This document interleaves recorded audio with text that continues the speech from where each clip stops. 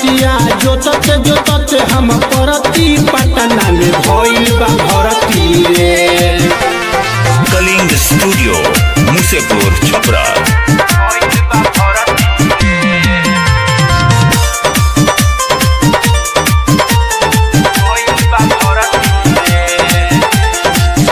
तनु कोइनी माना बाकी आके होर हलैले बा आधा घंटा के काम रहे 3 घंटा चलैले बा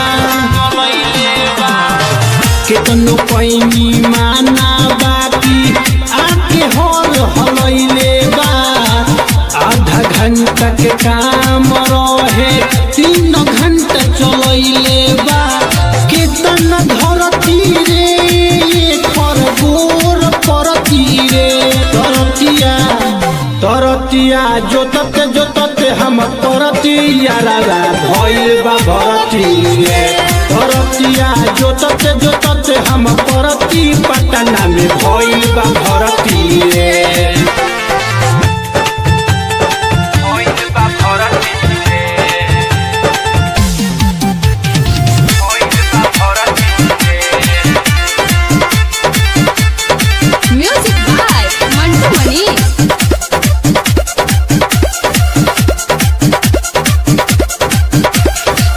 अपना जोश में आके सारा होश गवा देलस नित्य सनिरमल हमारे फेरा में सारा एनर्जी घटा लेलस।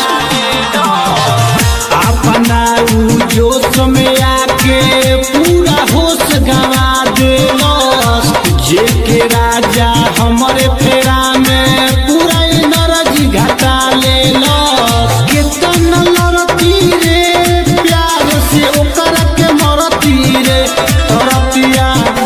तरतिया जोतते जोतते हम परतिया रारा भइल बा भरती रे। तरतिया जोतते जोतते हम परती पटना में भइल बा भरती रे।